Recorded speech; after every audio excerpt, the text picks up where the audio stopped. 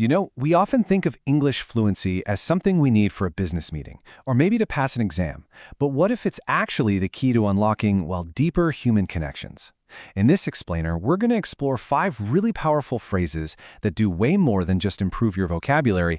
They actually boost your emotional intelligence and can totally change the way you interact with everyone around you. And that's exactly it. That's the heart of what we're talking about today. It's not just what you say, but how you say it, and how you can express that whole complex world of human emotion, both your own and someone else's. And get this, emotional intelligence, or EQ, is set to be the single most in-demand skill in the professional world by 2026. Seriously, this isn't some soft skill anymore, it's an absolutely essential one. So, let's think of this as a kind of workshop. We're going to build a really powerful toolkit together with 5 specific English phrases that are just fundamental to having a high EQ. You ready? Let's dive in. Okay, first things first, we have to start with ourselves. I mean, it makes sense, right? Emotional intelligence really begins with self-awareness and self-management. So let's look at 2 phrases that are absolutely crucial for setting your own personal boundaries. Our first phrase is to decompress. Now, this is so much more than just relaxing. It's the conscious act of unwinding and letting go of all that built-up tension. And just recognizing when you need to do this, that's a huge part of emotional self-regulation. And here is a perfect real-world example. Saying this isn't a sign of weakness. It's a sign of incredible strength and self-awareness. You're communicating your needs clearly, which means you can show up as your best self later on. So what happens when we don't decompress? Well, we risk burnout. And just knowing this word is the first step to being able to say, hey, I think I'm approaching burnout. I need to make a change. This isn't just a bad day we're talking about. It's a deep, profound state of exhaustion. Being able to name it is so critical. So the key here is prevention. That's the whole point.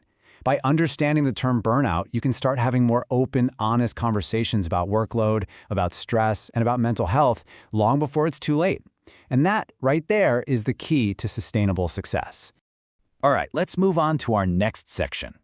Once we can manage our own inner state, we can actually start to change our mindset. And this next concept, it's an incredibly powerful tool for building up your resilience. Our next tool is something called cognitive reframing. It's this powerful practice of changing how you look at something to change how you feel about it. Just look at the shift here. The thought, my mistakes are failures, feels like hitting a wall, doesn't it? It feels like a dead end.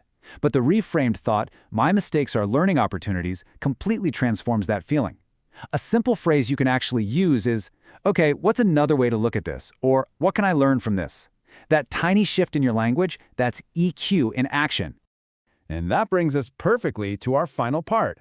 Once we have a handle on our own emotions and our perspective, we can turn our focus outward and start building deeper, way more meaningful connections with other people. To hold space is just incredibly powerful. It means you're offering your full, non-judgmental presence to someone. You're not trying to fix their problems, you're not jumping in with advice, you are simply there with them, creating a safe environment for them to feel whatever it is they need to feel. Just imagine someone saying this to you. Can you feel that? It communicates such deep gratitude. Offering to hold space for someone is one of the greatest gifts of support you can possibly give, and it's a true cornerstone of empathetic communication. And our final tool is all about vulnerability. You know, for so long, this was seen as a weakness. But what's so fascinating is that a high EQ perspective completely flips that. It understands that vulnerability, being open, being authentic, is actually the foundation of trust. It's about having the courage to use phrases like, you know what, I'm not sure what the answer is here. Or even, I made a mistake.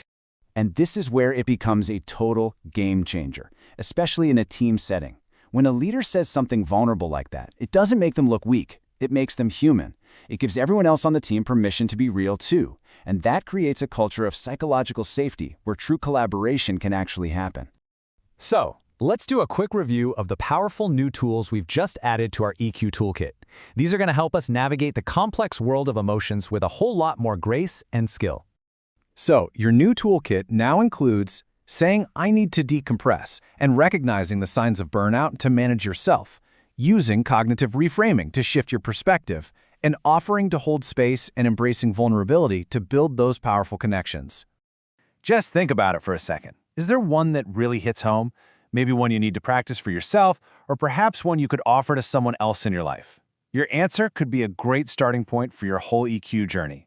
Because mastering English is about so much more than just words. It's the ultimate tool for connection.